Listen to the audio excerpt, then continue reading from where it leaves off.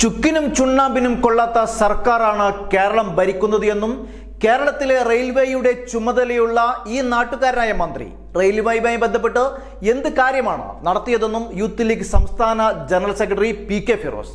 Train യാത്രാ ദുരിതത്തിൽ കേന്ദ്ര അവഗണനയ്ക്കെതിരെ യൂത്ത് ലീഗ് നടത്തിയ പ്രതിഷേധം തിരൂരിൽ ഉദ്ഘാടനം ചെയ്ത് സംസാരിക്കുകയായിരുന്നു അദ്ദേഹം.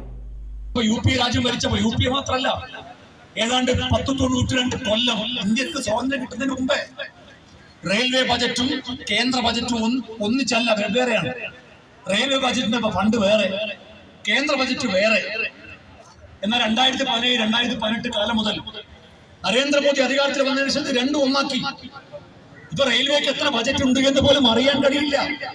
കേരളത്തിലെ ജനങ്ങളുടെ വികസനം നടക്കുന്നില്ല, റെയിൽവേയുടെ വികസനം നടക്കുന്നില്ല എന്ന് മനസ്സിലാക്കുമ്പോഴാണ് നമുക്ക് പണം കിട്ടിയിട്ടില്ല എന്ന് മനസ്സിലാക്കുക.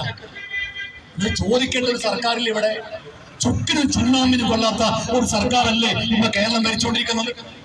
കേരളത്തിൽ നിന്ന് ഒരു റെയിൽവേ മന്ത്രിയുണ്ട്. കേരളത്തിലെ മന്ത്രിമാർക്ക് റെയിൽവേയുടെ ചുമതലയുണ്ട്. ആ മന്ത്രി ഈ നാട്ടുകാരനാണ്. വി അബ്ദുറഹ്മാനാണ് റെയിൽവേയുടെ ചുമതല. റെയിൽവേയുടെ എന്തെങ്കിലും ഒരു കാര്യത്തിന് എന്തെങ്കിലും ഒരു ചുവട് അദ്ദേഹത്തിന്റെ ഭാഗത്തുണ്ടായിട്ടുണ്ടോ?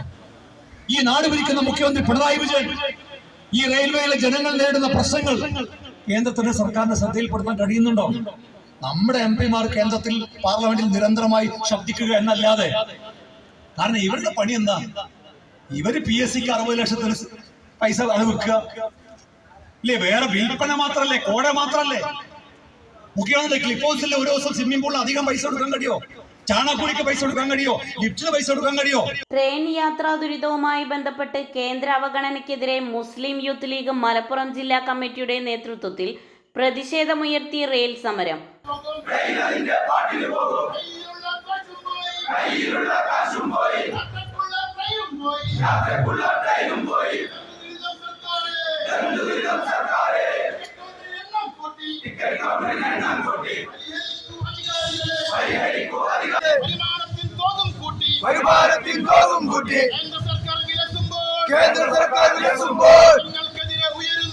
നിങ്ങൾക്കെതിരെ ഉയരുന്നു യൂത്ത് ലീഗിൻ പ്രതിഷേധം. ധർണാ സമരം സിന്ദാബാദ്, യൂത്ത് ലീഗ് സിന്ദാബാദ്. കോവിഡിന്റെ പേര് പറഞ്ഞ് ടിക്കറ്റിന്റെ ചാർജും കൂട്ടി.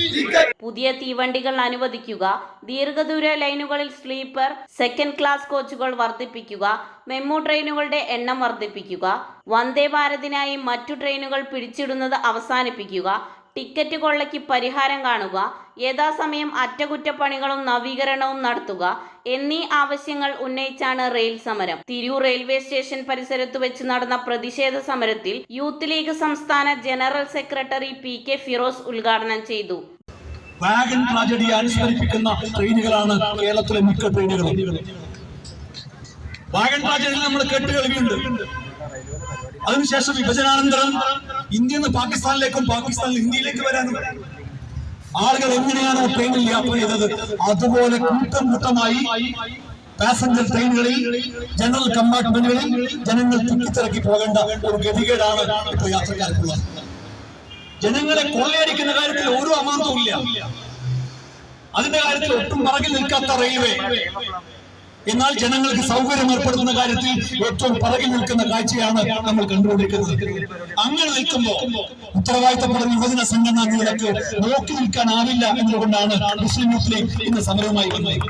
ജില്ലാ പ്രസിഡന്റ് ഷെരീഫ് കുറ്റൂർ അധ്യക്ഷത വഹിച്ചു.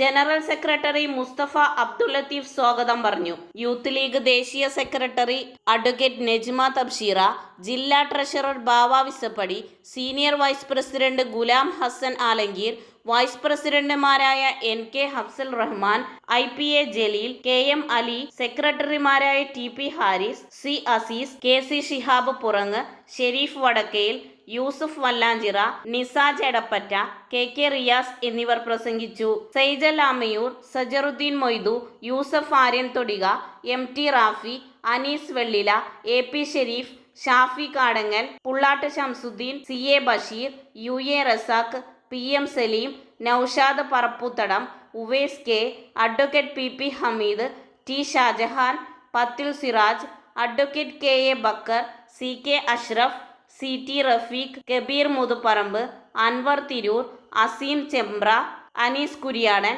എന്നിവർ നേതൃത്വം നൽകി. ന്യൂസ് 99 തിരൂർ.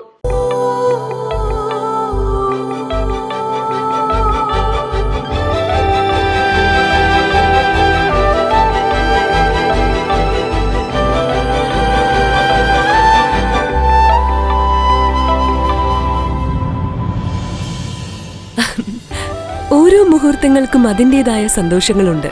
അതിൽ ചിലത് ഒരിക്കലും മറക്കാൻ പറ്റാത്തതും. Azad gold and diamonds, Thazhepalam, Tirur.